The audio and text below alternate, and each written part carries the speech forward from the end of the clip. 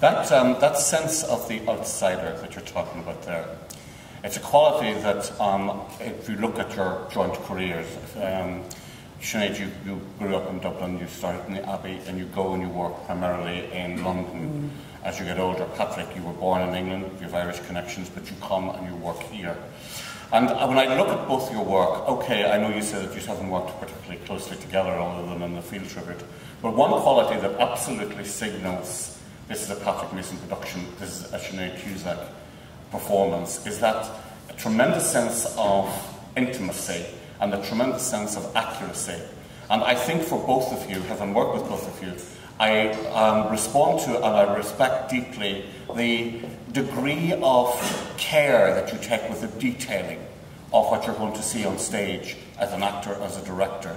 Is that, I mean, I think I'm pretty sure in saying that that is an obsession with both of you, that things have to be immensely carefully worked through without signalling too hard what it's at. Could you both talk about the process by which you get there?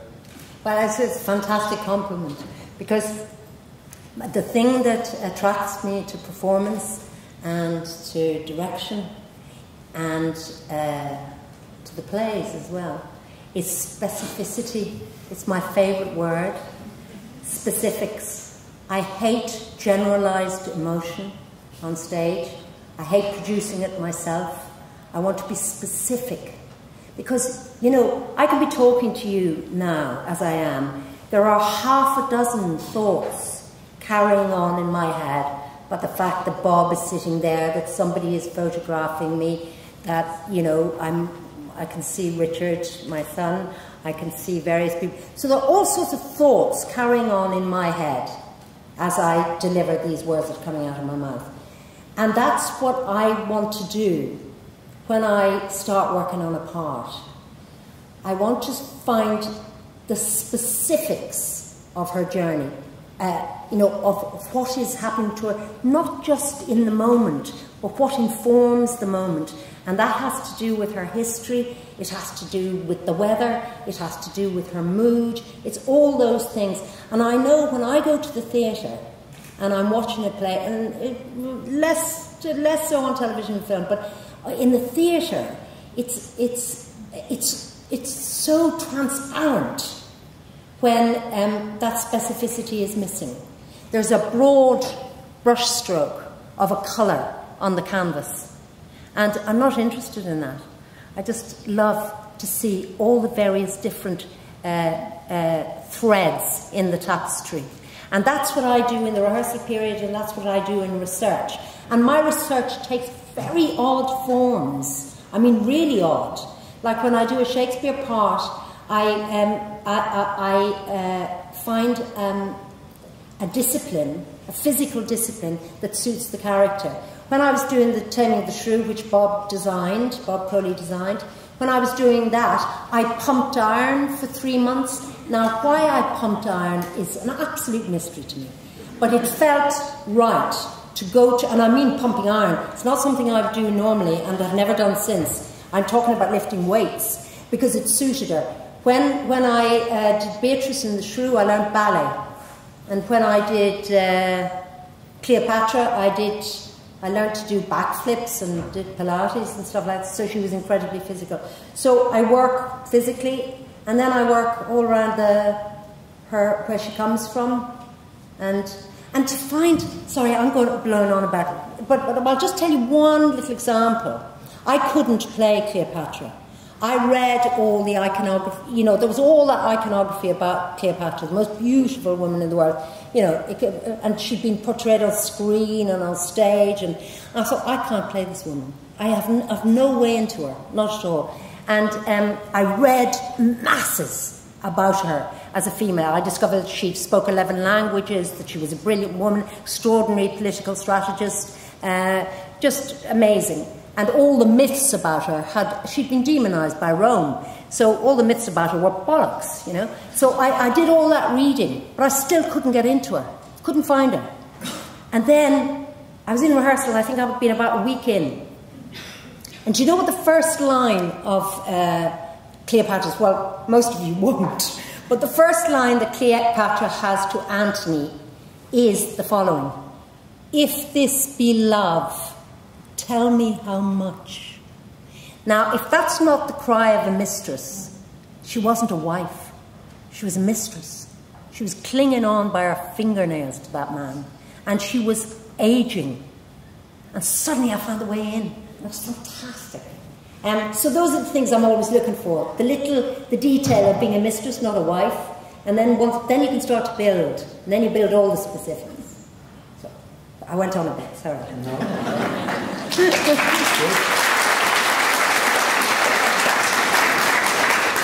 It runs in the family because Hugh Leonard had a wonderful story about seeing Cyril playing in Juno, playing the Covey.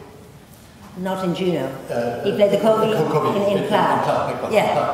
And Covey comes back, this would be in the 30s, and he gets out of his work clothes, out of his overalls, and he changes clothes. And as he did so, he took his little packet of cigarettes out of the overalls and put them in his jacket pocket.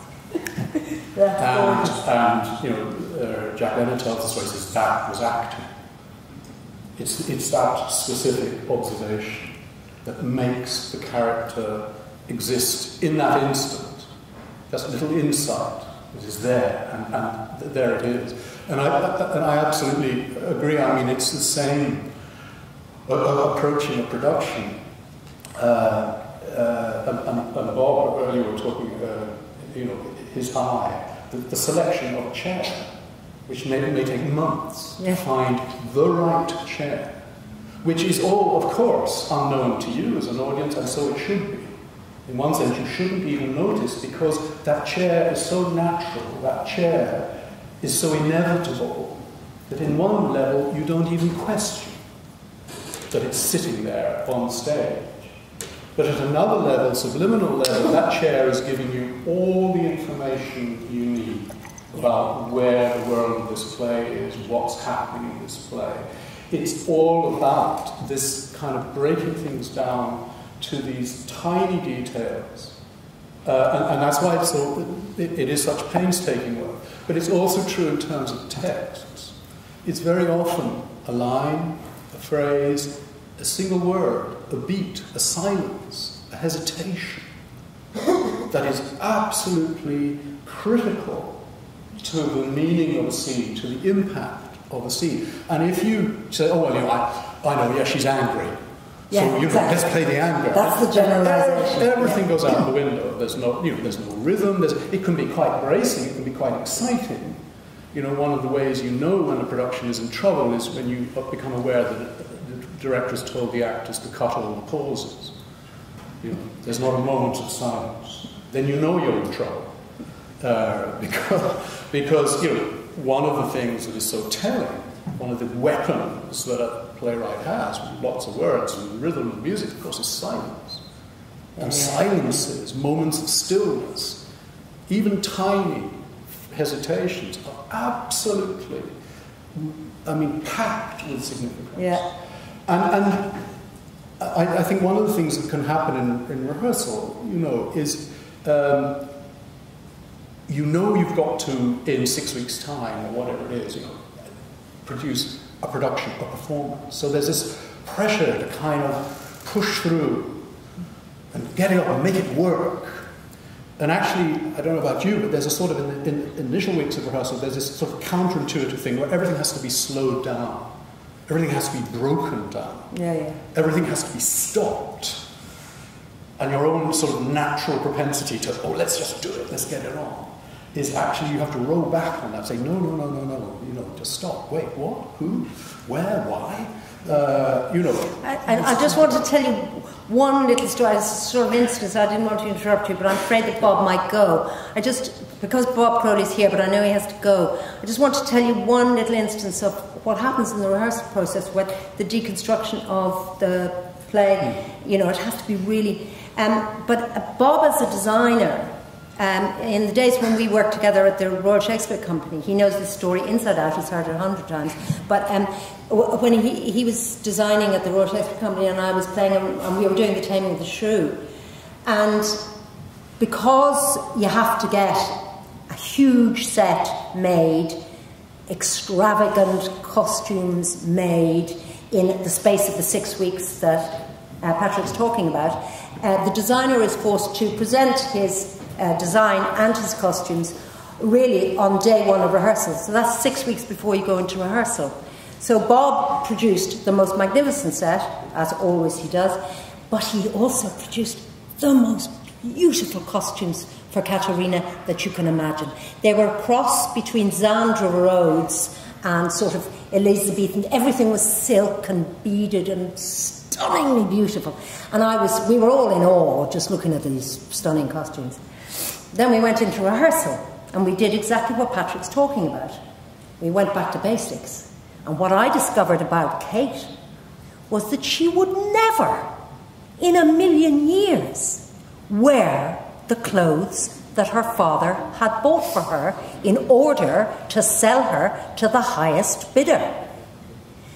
And I didn't make this discovery until 5 weeks into rehearsal, by which time Bob's exquisite creations had been created. So I had to go to Bob Crowley and I had to say, I'm terribly sorry, but in the rehearsal period, I've discovered that I can't wear your clothes. Now, I can't tell you how traumatizing that would be for a designer. I mean, it's just dreadful. He said, but Sinead, we have the first dress rehearsal in 2 days' time. And I said, yeah, I know. And he said, well, what are we going to do? I said, I don't know, Bob, I don't know. And he said, you must be able to find, there must be a solution. And I said, well, the only one I can think of is to desecrate them. And he said, what do you mean desecrate? And I said, well, I don't know, take a set of shears to them. He said, I see. And to his eternal credit, we took 3, I'm exaggerating, 3 exquisite costumes to the dressing room. We hung them on the rail, and I said to Bob, will you make the first cut, or will I? And he took the shears, and he cut the costumes to ribbons. And then I wore Wellington boots and smoked a cheroot, and I wanted to go punk and cut all my hair off, but he wouldn't let me do that. So I teased it out here. So. There are limits.